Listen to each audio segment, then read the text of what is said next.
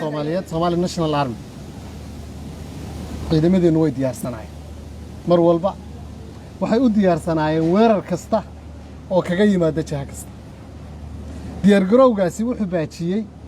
ku talagal iyo qorshe ay ka wada shaqaynayeen cadawga iyo cadow kalkaalka muddo dheer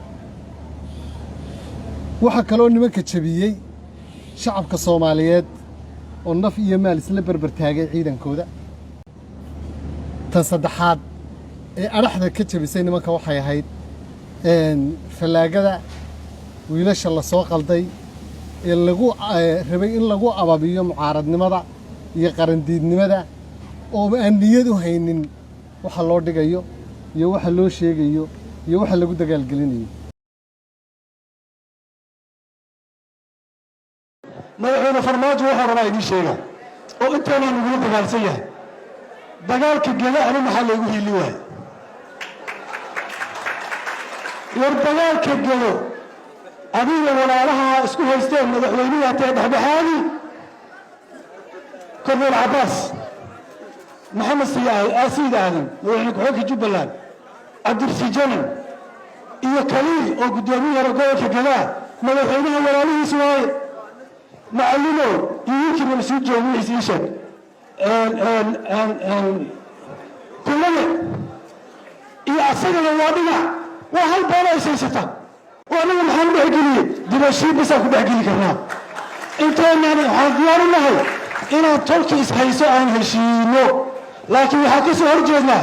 ciidan xamar diyaarad looga qaada oo jidka mari karin oo jidka maxay mari karin al-shabaab ku jiro gadaa badan laga ridaa jidka al-shabaab ku jiro farmaajo fadhi baad noo diiday hilbaha yagi baad nacusisay dadkanagii baad nagu hor cuntay mana qaadan karno nafsi wuu ku qaban nafsiga Soomaaliyeed wuu ku qaban taa intaasaan leeyahay tan kale ummadda Soomaaliyeed Soomaali 4.5 bay wax ku qaybsatay xageed raacday oo wax ku raacday hal lagu doorto Soomaaliya ku doorto laakiin gogosheed gashay xageed ka soo gashay 4.5 kibaad qayb kartay ayagii ma rabtaa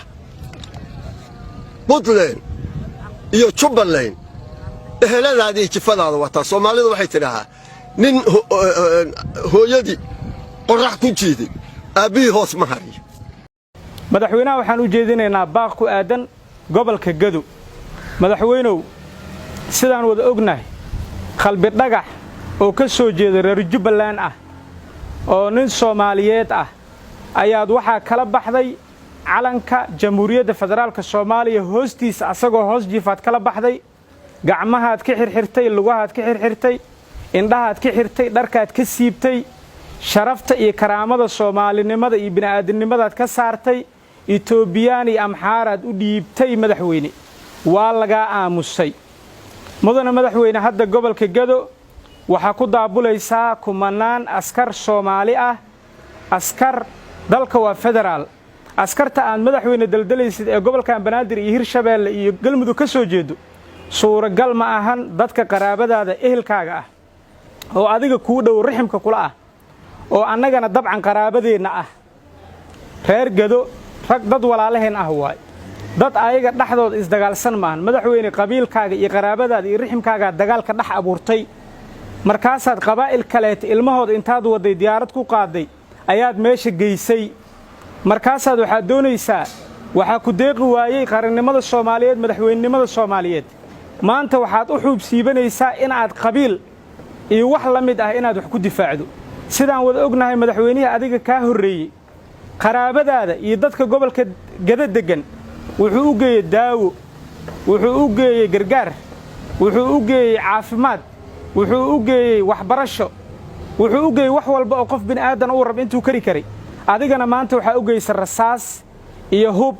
iyo kiimiko iyo askar aan magaaladooda aysan ahayn oo aan garanaynin federaal ahaanna meesha aan ka soo jeedin aad u geysay madaxweyne